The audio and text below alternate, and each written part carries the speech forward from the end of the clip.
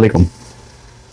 জুলাই আন্দোলনে অংশ নেয়া, নেতৃত্ব দেয়া কিংবা সমন্বয়ক ছিলেন এরকম 2-3 জনের উপরে গেল এক সপ্তাহে হামলা হয়েছে। এর মধ্যে একজনের অবস্থা মাহাদি তো আছে, তাকে দৌড়ে সে থানায় গিয়ে ঢুকেছে। আরেকজন তাকে ধরে তারপর উলঙ্গ করে জয় বাংলা স্লোগান দিয়েছে। এই ঘটনাগুলো আমরা দেখেছি। এগুলো কার কেমন লাগে সেটা জানি না, মানে খুব খারাপ লাগে। এটা নিয়ে এক এক জায়গায় এক এক ভাবে হয়েছে। বিশেষ করে প্রায় প্রতিটি গণমাধ্যমেই বলা হয়েছে যে থানা জ্বালিয়ে দেওয়ার কথা বলা সেই সমন্বয়ক আশ্রয় নিলেন থানার ভেতরেই। থানার পুলিশের টাকা কি পুলিশের বাপ দেয়? থানা পুলিশের টাকা আমরা দেই। এখন থানা জ্বালিয়ে, কোন থানা জ্বালাইছিল, কোন পুলিশকে মারা হয়েছিল জুলাইতে? যেই পুলিশ এই দেশের সাধারণ মানুষের বুকে গুলি চালিয়েছে। পুলিশ মনে হচ্ছে যেন মানে ওদের জন্মই হয়েছে ঘুষ খাওয়ার জন্য। পুলিশের ভাইরা অনেক সৎ ভাই আছেন, মন খারাপ করেন না। আপনাদের জন্মই হয়েছে আপনাদের পোলাপানের খারাপ জিনিস খাওয়ানোর জন্য। আপনাদের পোলাপানের শরীরের মধ্যে দূষিত হারাম ঘুষের রক্ত, এটার জন্যই আপনাদের আল্লাহ জন্ম দিয়েছে এই দুনিয়ায়। আপনাদের ভালো হওয়ার কোনো ইচ্ছা নাই। এটা গত 2 বছরে সেনাবাহিনীকে নিয়ে অনেক কথা বললো, পুলিশকে নিয়ে কোনোদিন নেগেটিভ কথা বলিনি। বাট এই 2টা বছরে দেখলাম পুলিশের অবস্থা। সবার ধান্দা একটাই, টাকা কামাইতে হবে। সেই আগের একই ধাঁচে তারা চলতে চায়। তো আপনাদের এইখানে যারা জুলাই আন্দোলনে দোষর হয়ে কাজ করেছে, হাসিনার খুব কাছাকাছি ছিল, যাদের বিরুদ্ধে হত্যা মামলা হয়েছে, একাধিক হত্যা মামলা, তাদের কারোর বিরুদ্ধে পুলিশ ব্যবস্থা নিচ্ছে না। সব ভালো মানুষ তারা। তো এগুলো আমরা দেখবো, অনেকগুলো নাম তো আছে আমাদের কাছে। সেগুলোর ব্যাপারে যদি চূড়ান্ত পুলিশ যদি ব্যবস্থা মানে কোনো পদক্ষেপ নেয় তাদেরকে বাঁচানোর জন্য, সেক্ষেত্রে তো আমাদেরও সেই পুলিশের ব্যাপারে সেরকম পদক্ষেপ নিতে হবে। তো এখন বলা হলো যে পুলিশ থানা পুড়িয়ে ফেলা, সেই থানা তো বাংলাদেশে 1-2টা পোড়ায় নাই, খালি মাহাদির ওইখানেই থানা পোড়ায় নাই, সারা বাংলাদেশই থানা পোড়ানো হয়েছিল। তো সেটা কি অপরাধ ছিল? এই বিপ্লবটা কি তাহলে মিথ্যা ছিল? এখন এই মুহূর্তে এই জিনিসটাকে হাস্যকর একটা জিনিস বানিয়ে ফেলা হয়েছে। মানে জুলাই এদেরকে নিয়ে দেখেন আপনি সোশ্যাল মিডিয়াতেও, মানে আওয়ামী লীগের লোকজন তো আছেই, তারা ব্যাপক আকারে মজা নিচ্ছে এগুলো নিয়ে। প্রশ্ন হইলো এই দায়টা কার? আমি আজকে থেকে 1 বছর আগে একটা কথা বলেছিলাম যে এই সমন্বয়করা রাস্তাঘাটে, এই যারা ছাত্র নেতা আছে রাস্তাঘাটে পেটুনি খাবে। আজকে শুরু হয়েছে কিনা? ছাত্রদের এতগুলো মানুষের রক্ত বিক্রি করে যারা নিজেদের পকেট বুঝিয়েছে, এরা নাকি এদের কিছুই নাই। তোর বাইনারি অ্যাকাউন্টে তোর ক্রিপ্টো কয় টাকা আছে ওইটা আমাদের দেখাইস, তাহলে বুঝবো যে কার কয় টাকা আছে আর নাই। তো টাকা পয়সা তো সব ক্রিপ্টোতে ইনভেস্ট করা হয়েছে, যে কারণে বাংলাদেশে এখন এটা দেখা যাবে না। এখন এই সমন্বয়ক বা মানে সবচেয়ে উপরে যে নেতারা আছে, আমি খুব অবাক হয়ে দেখলাম এই গেল 2-3 দিনে যে ঘটনাগুলো, আরে ভাই এটা নিয়ে তো দেশে তুল কালাম বাঁধায় ফেলার কথা। বিশেষ করে এনসিপি, তাদের কোনো প্রতিক্রিয়া নাই। অ্যাজ ইফ যে এটা খুব স্বাভাবিক একটা ব্যাপার, তাদের কেউ না, তারা ভালো আছে, তারা কেউ কেউ এমপি হয়েছে, কেউ কেউ সামনে মন্ত্রী টন্ত্রীও হইতে পারে। তো ওনারা খুব ভালো, ওনাদের আর অন্য কোনো সমস্যা নেই। যারা জীবন দিয়ে ওনাদেরকে এখানে বসাইলো তাদের কোনো খোঁজ খবর নাই।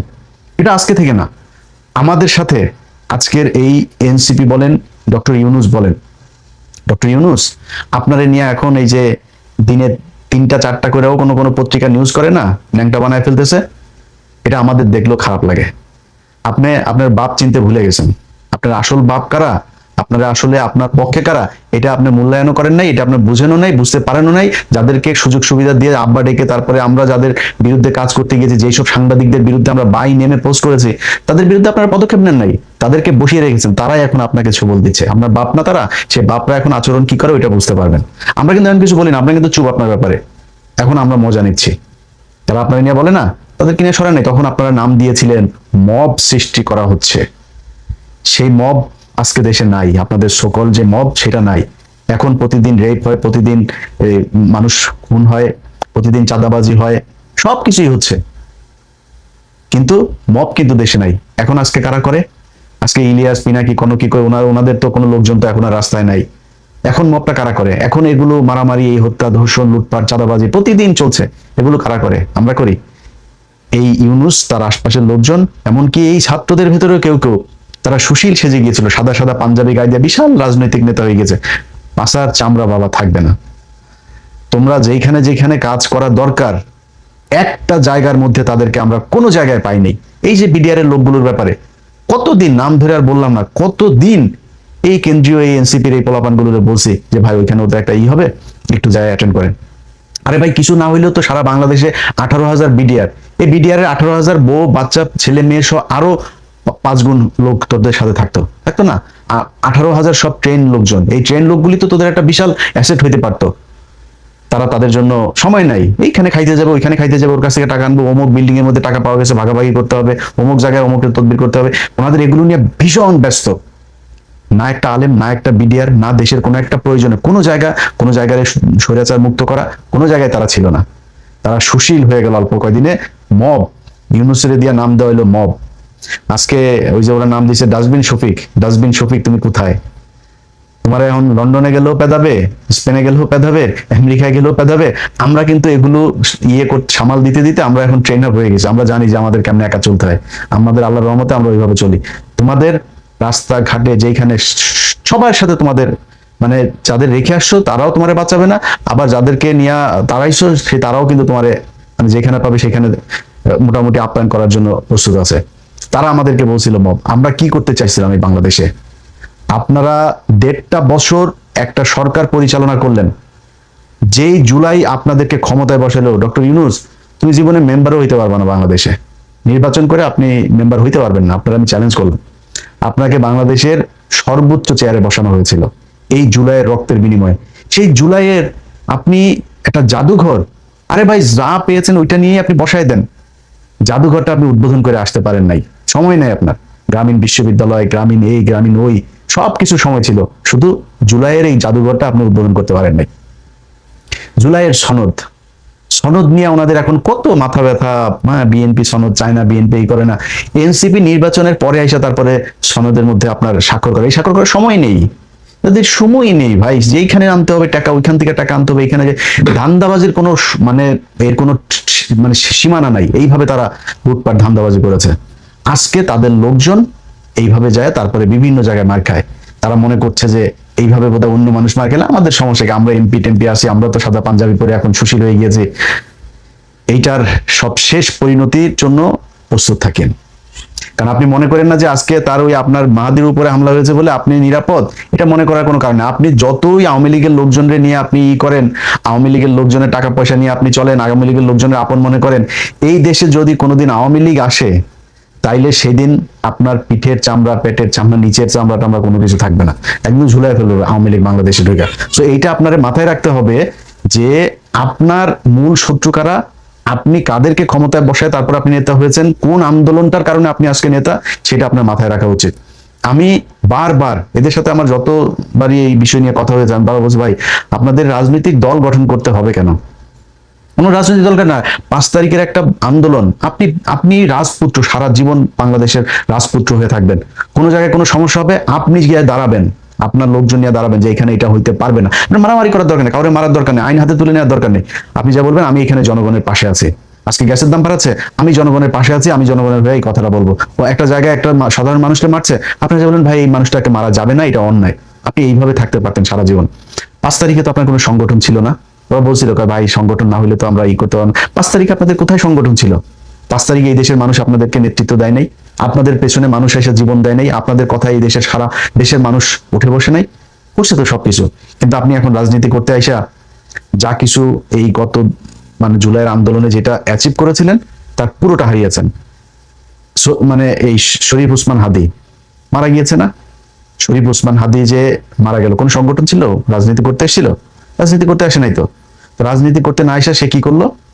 তার ইনকিলাব মঞ্চরে দিয়ে সে নানান কর্মসূচি, নানান বক্তব্য, নানান কিছু দেশের জন্য যা যা করা দরকার সবকিছু সে করেছে। এই দেশের মানুষ যে কথাটা শুনতে চেয়েছে, যেটা করতেছে সেটাই চেয়েছে। আওয়ামী লীগ 13 তারিখে করেছে, হাদি এসে সবার আগে এসে বসছে। আপনারা কিন্তু রাজপথে বসার কিন্তু সুযোগ সময় পান নাই, আপনার তখন লুটপাট, চান্দাবাজি, ধান্দাবাজি এগুলোতে ব্যস্ত। হাদি এসে বসছিল, লাঠি নিয়ে। আমার এখনো মনে আছে যে কোথায় স্বৈরাচারের লোকজন, শাহবাগে এসে সে এই হুমকি দিয়েছে। তো হাদির কিছু পায় নাই, কিন্তু হাদি টাকাও কামায় নাই, হাদি মন্ত্রীও হয় নাই, উপদেষ্টাও হয় নাই, কিছুই হয় নাই, এমপিও হয় নাই। কিন্তু হাদি যেটা হয়েছে, আপনারা সবগুলো সমন্বয় মিলেও যদি এখন মারা যান না, মারামারি মানে পাতলা পায়খানা হয়ে মারেন আর যুদ্ধ করে মারেন, যেমনি মরেন, হাদির সম্মান কিন্তু আপনি পাবেন না আর। আজকে মার খাইলে যেমন হাহা রিয়েক্টের বন্যায় যেমন ভাসছেন না, আপনি এই মারা গেলে এই একই অবস্থাই হবে। আপনাদের জুলাইকে হাস্যকর বানিয়ে ফেলা হয়েছে। আপনারা শাওন আজকে বলে যে জুলাইয়ের এটারে নিয়ে মানে হাস্যরস করে, জুলাইয়ের একটা স্তম্ভের মধ্যে আগুন দিয়েছে সেটারে নিয়ে ই করে, সে মানে এই তার ফেসবুক অ্যাকাউন্টের মধ্যে সে পোস্ট করে ডাইরেক্ট ওপেনে এই দেশে করার সুযোগ পায়। আপনি কথা বলেছেন, আপনার একটা বিষয় নিয়ে কথা বলে দেখেন তো তার পরের দিন পারে কিনা। এখন কিছু কিছু লোকজন সাংবাদিক পরিচয় দিয়ে তারপরে টকশোতে যায় সরাসরি হাসিনার পক্ষে কথা বলছে। আপনাদের মুখে জবান নেই, আপনারা এখন চুচিল। আপনাদের মতো এরকম বালের চুচিল বাংলাদেশে বহুত আছে। সেই চুচিলদের মানুষ হুটকিও মারে না, বুঝেন না? আপনারাও হুটকি মারবেও না, মনে করেন যে এই অলরেডি শুরু হয়ে গিয়েছে। এই যেগুলো দেখছেন না, এই ওয়েবটা যখন আরেকটু ঘন হয়ে ভারী হয়ে শক্তিশালী হয়ে আসবে, সেটা আপনার গায়ে লাগবে এবং সেটার জন্য আপনি প্রস্তুত থাকেন। হাদিরে নেতা হইতে আপনার মতো এরকম বিশাল বালের এমপি হইতে হয় নাই, নির্বাচনও করতে হয়নি। হাদি বাংলাদেশের জাতীয় নেতা, কাজী নজরুল ইসলামের পাশে তার কবর হয়েছে। এই সৌভাগ্য নিয়ে আমি আপনি জন্ম নেই, যেটা হাদিকে আল্লাহ দিয়েছে। হাদির এটার জন্য কোনো কিছু এক টাকাও চাঁদাবাজি করতে হয়নি। অতএব আজকের এই ঘটনার জন্য আপনি দায়ী, আপনারা দায়ী। এবং আমি যেটা সব শেষ বলতে চাই, যদি নাকি মনে করেন এই পরিস্থিতি থেকে বের হইতে চান এবং এইটা মনে করেন যে আর না ঘটুক, আপনাদের উপরে এই ধরনের কোনো আঘাত না আসুক, এটা যদি মনে করেন, তাহলে একদম গোড়ায় হাত দিতে হবে। এখনো কারা কারা কোন কোন জায়গায় আছে, এখনো আপনারা যদি একটা কথা বলেন, সেই কথাটা এই দেশের সরকার মানতে বাধ্য। আপনাদেরকে বলতে হবে, আপনি নিজে যায় দাঁড়ান, ওই মব টব মারানি বন্ধ করেন। মব মারানি বন্ধ করে যদি ওইটা যদি মব হয়, 32 নম্বরে করা যদি বাকশালের যদি গুড়াই দেওয়া যদি মব হয়, আপনারা সামনে হরতাল রাখবেন না? ওইটাও কিন্তু মব, ওইটা মানুষ মবই বলবো, আমরা তখন ওইটা মব বলবো। সেই মব মারানি বন্ধ করে তারপরে ইতে আসেন, যেখানে যেখানে যারা যারা এই স্বৈরাচারের দোষর যেগুলো এখনো বড় বড় কথা বলে, এগুলোরে থামান।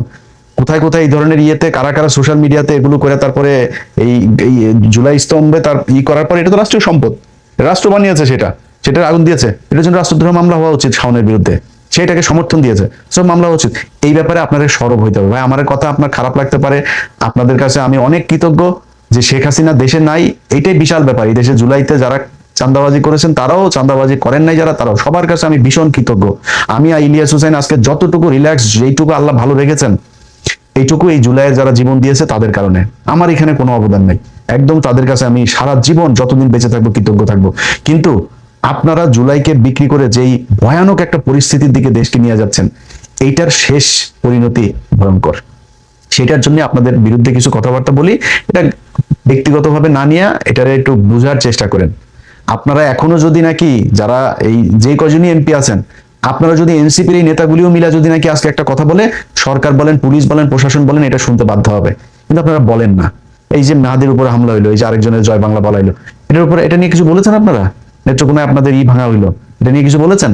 আপনাদের কোনো প্রতিক্রিয়াই নাই। তো এইখান থেকে বাইরে হতে হবে। সব শেষ। এতক্ষণ যা যা বললাম, এটা বলার পরে আওয়ামী লীগের লোকজন আছে না, ওরা তো এই কয়দিন ধরে ধরেন মজা নিচ্ছে এইসব ঘটনাগুলো নিয়ে। এতক্ষণ যা বললাম এটাতেও কিন্তু আওয়ামী লীগের মজা লেগেছে। তো আওয়ামী লীগের লোকজনরে বলবো, বাংলাদেশ মনে কর তারেক রহমানের নেতৃত্বে, জামাত ইসলামের নেতৃত্বে বাংলাদেশ মনে কর ওই দক্ষিণ সুদানের মতো অবস্থা হয়ে যাবে।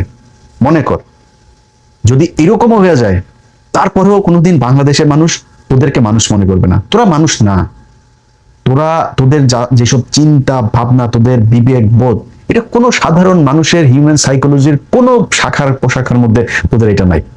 তোদের জন্মটাই হইলো গিয়া একটা খারাপ জিনিস দিয়া। হ্যাঁ, ইচ্ছে খারাপ করে আর বললাম না। এই জন্মে যারা হয়েছে, আওয়ামী লীগের অনেক মানুষজন আছে, আমারও খুব ক্লোজ পরিচিত লোকজন আওয়ামী লীগের 2-4 জন আছে, তাদের সাথে সরাসরি কথা বলি। এমনি ভাই, আওয়ামী লীগটা আপনি করেন কেমন, আমার এটা বলেন। এরকম আওয়ামী লীগ নাও ভাই, আমি আওয়ামী লীগ করলো এরকম না, আরে বেটা এরকম না। আওয়ামী লীগ এটা যে মানে বিশ্বাস মনে মনে একটু এটা যে সমর্থন করে, ওর বুঝতে হবে ওর মস্তিষ্কে সমস্যা আছে। খারাপ মানুষ না হইলে ওর মস্তিষ্কে বুঝতে সমস্যা আছে। এই ছাড়া পৃথিবীর কোনো সুস্থ মানুষ কোনোদিন এরকম কোনো সংগঠন করতে পারে না। এটা তারা করে। তো তোদের জন্য, তোদের ভালো হওয়ার জন্য, তোদের বোঝার জন্য, তোরা আজকে মনে কর যে এই যে চোরাগুপ্তা হামলা চালায় একটা সমন্বয় একটা পিটাচ্ছিস, সামনে হয়তো আরো এরকম করবি। তোরা যাই করিস, তোদের বুঝতে হবে, তোদের যদি নাকি হাতে পায়ে ধইরা জোর করে যদি তারেক রহমান বাংলাদেশে আনে, আইনা যদি তারপর ক্ষমতায় বসায় বা রাজনীতি করার সুযোগ দেয়, তাহলে পারবি। এই ছাড়া তোদের কোনো ক্ষমতা নাই। তোরা তোদের বাপেরে বিচির মধ্যে চাপবে, খালি তোর বাপেরে না, তোর বাপের ছেলে, ছোট বাচ্চা, ওই সকলের বিচির মধ্যে চাইপা 15 আগস্ট যেটা করছে না, তোর আম্মারে বেলাউজ টেলাউজ যা আছে সবকিছু রাইখা ন্যাংটা করে তারপরে মানুষ 45 মিনিটে খাইতেও দেয় নাই, সেটা লাথি দিয়ে তারপর বার করে এসে ভারতে। এখন যায় মোদির কাছে হাঙ্গা ছাড়া, তারপরে আকাম কুকাম লাগাইতে দেখ বাচ্চা বুচ্চা হয় কিনা দেখ, যদি মেয়াদ থাকে তাহলে হয়েও যেতে পারে। তোর আম্মা যায় ওইখানে এগুলি করতেছে, তোরা পাল ফেলাইতে পারছিস, 2 বছর হয়েছে, কোনো বালটা ফেলাইতে পারছিস? কবে আসবি বল? তোরা দিন তারিখ দে যে অমুক দিন অমুক কিছু হইলে তারপর আসবে। তোদের বিএনপি যদি মানে জোর করে আইনা যদি ক্ষমতায় বসায় বা রাজনীতি করতে তাইলে পারবি, এর বাইরে তোদের হাতে কোনো অপশন নাই। তোদের আব্বা যারা তোদের আব্বা ছাগলের 3 নম্বর বাচ্চাগুলি তো সোশ্যাল মিডিয়াতে যে আমি আজকে ভিডিওটা তো যা বললাম যে ওদের সোশ্যাল মিডিয়াতে ব্যাপক ইয়ে, ভাই সোশ্যাল মিডিয়া আমরা এটার জন্ম দিছি। এই সোশ্যাল মিডিয়ায় বাংলাদেশে রাজনৈতিক কথাবার্তা রাজনীতি করেও যে মানুষকে যে মানে উজ্জীবিত করা যায় এটা আমরা শিখাইছি। সো সোশ্যাল মিডিয়ায় কি হয় আমরা খুব ভালো করে জানি। একটা পোস্টের মধ্যে 500-1000 কমেন্ট হওয়া এভারেজ মানে গুড এনাফ, এর চাইতে বেশি দরকার নাই। সো 500-1000 মানুষ, তোরা এখন ইন্ডিয়াতে যাই বসে আসিস, লন্ডনে আসিস, এখানে আসিস, বিভিন্ন দেশে দেশে আসিস না, তোদের তো সারাদিন এমন বিশেষ করে ইন্ডিয়ার গুলি সারাদিন ফেন্সি ডিলার বাংলা খাওয়া ছাড়া আর তো কোনো কাজ নেই তোদের। সারাটা দিন হা করে তাকায় থাকিস যে কখন একটা কিছু একটা খবর পাবো। ডক্টর ইউনুস বলে পলাইছে, 2 দিন পরে ফ্রান্স থেকে ইউনুস আবার দেশে, তো এই না বললি যে আর আসবে না চলে গিয়েছে নেই সে। ভাই এগুলো আমরা একসময় করছি, আমরাও একসময় এখানে বসে থাকতাম কিছু একটা হবে কিছু।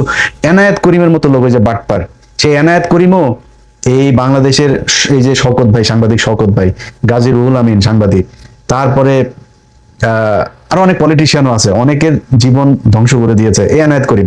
অনেকে আছে হয়তো মানে তাদের আসলে তাদের ভালোর জন্যই গিয়েছিল তাদের সাথে কথা বলতে।